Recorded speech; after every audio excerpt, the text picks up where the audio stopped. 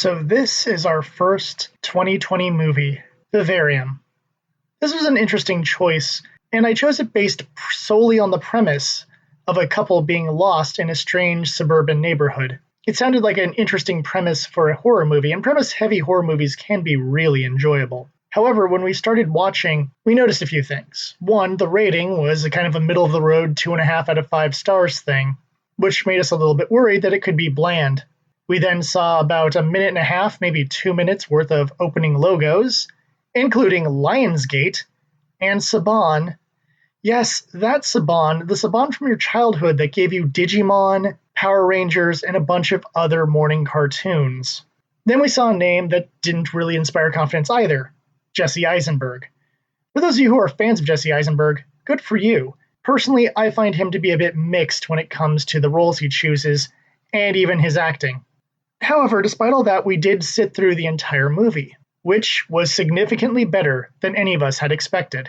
The story follows Gemma and Tom, a young couple, as they visit a very strange realtor who takes them to Yonder, a beautiful planned community where basically everything looks the same. They're dropped off at house number 9, which they could look around at, and then out of nowhere, their realtor disappears.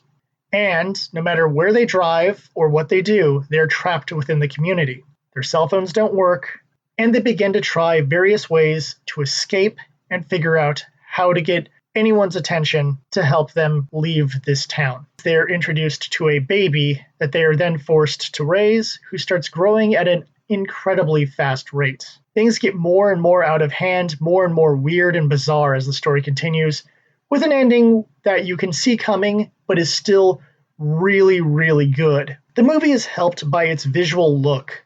Many of the sets are done with CG, primarily to give it that plastic, fake feeling that the neighborhood should have. And it works really well to give you that uncanny valley, unsettling feeling that they're trying to go for with this neighborhood. In addition to that, the way things are set up in the house, the way things are shot is wonderful.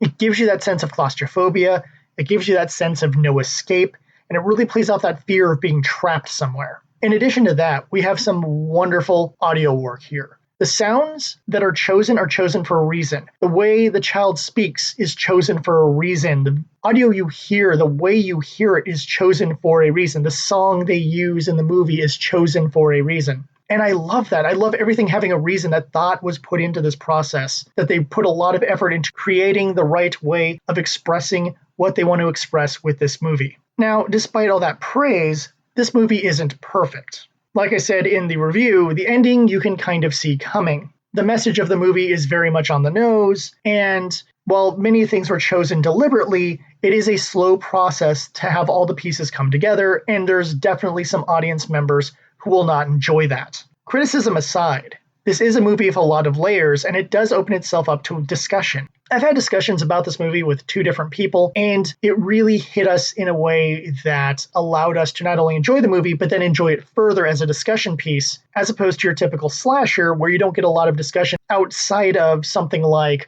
oh man, the part where the dude did the thing was cool. We're not getting that here. This is a deeper, more cerebral movie. To quote my brother after watching the movie, the reason this has a low score is because it's a cerebral movie and most people won't get it. This movie does have a lot of cerebral elements, not just the layers of what they're trying to say, but also plot layers, character layers. However, beyond that, as a psychological horror movie, it really is about the claustrophobia. It's about the being trapped. It's about the creepiness of the things that seem normally mundane, but in this stylized view of the movie, are horrible in their own ways. If it isn't hard to tell, I really enjoyed this movie. And while I don't think it's for everyone, I do have a final verdict in mind, and that is recommended. If you're someone who likes psychological horror, if you like things that are that weird, creepy, make your skin crawl kind of horror rather than your standard gore and slasher stuff, this will be a great movie for you. It was a wonderful experience. I'm glad I saw it. Probably come back to this movie sooner or later,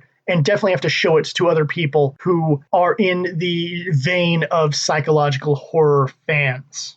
Thank you for watching. I'll be doing more October reviews throughout the month because I love horror movies and I want to share my love of horror movies with you. If you have the chance, please like and subscribe. It only takes a few seconds and it really, really helps small channels like mine. Until next time, thank you for watching, and I'll see you at the tavern.